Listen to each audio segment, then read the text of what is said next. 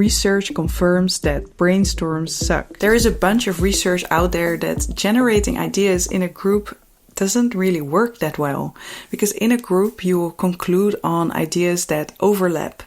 And if you give people the chance to start ideating on their own, they will come up with unique ideas that are not found in brainstorms. So imagine this is a group of 3 people.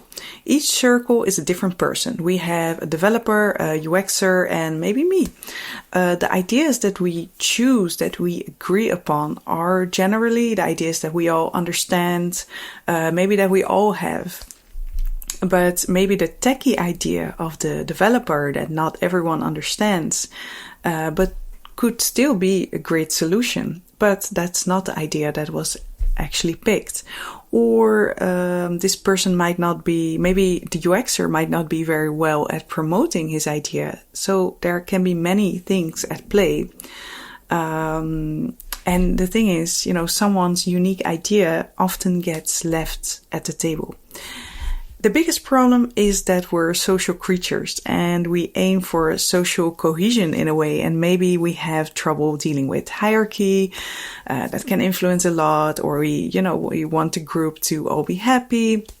Whatever it is, we're not naturally good at selecting the best decision or go into the right direction necessarily.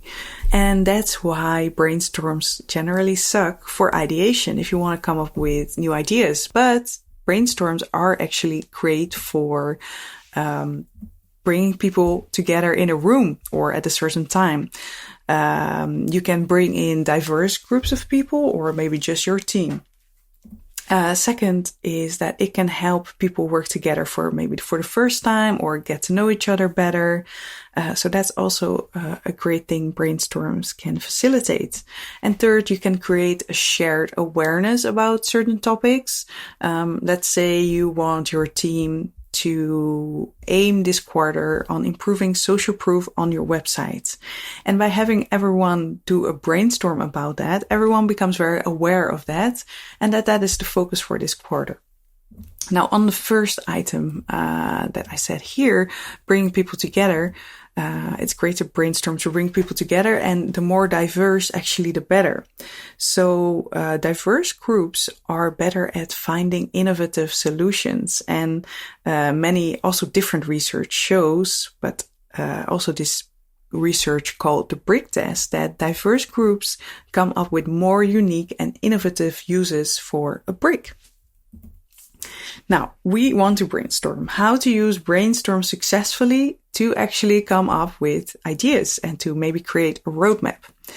The key is a silent brainstorm. And this is something that's is also used a lot by Booking.com, for example.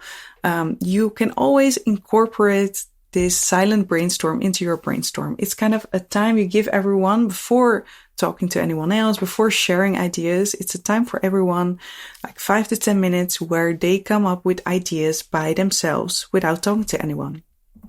And a full brainstorm can look like this. I'm using this brainstorm format called 1, 2, 4, and then all. And I'm using this in zero experimentation roadmaps, sometimes also product roadmaps.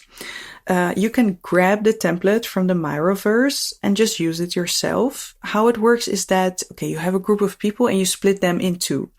A group of 4 and 4 is ideal, but if it's 3 people and 5 people or 3 people and 6 people, that's also okay. Then what you do is you help them start brainstorming individually. Maybe with some guidelines. Maybe you say like, hey, we have this UX research. Now go find a solution for this problem. Then next is it goes from 1 person to 2 person. That's also hence the name. All the people have brainstormed individually and then they present their idea to someone sitting next to them, for example. So that's a first feedback loop as well. So that's great. And then those people will talk about their ideas within the group of 4 people as well. So within the group of 4 people, they will select their best ideas to present to the other group of 4 people.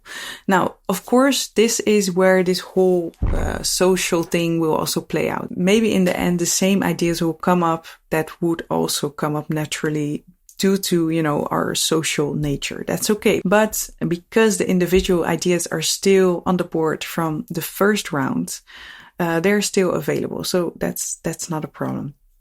And eventually, the group of 4 people presents to the other group of 4 people their ideas. And yes, the ideas that we all vote for will be there. But then in the end, all the ideas of everyone are still on the template. And if you're the facilitator, or maybe you're the manager of this team, or maybe, you get some help with it, someone needs to go back to this board and needs to look at all the individual ideas, trying to be as least biased as possible and prioritize them. So maybe those ideas can still be used for your roadmap. And a way to prioritize ideas can be PXL, it can be the ICE, or it can be the PI model.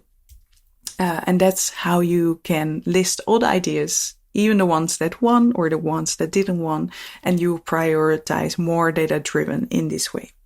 So the 1, 2, for all brainstorm is just a great way to brainstorm like we know traditionally, but also including this silent brainstorm and a few feedback loops.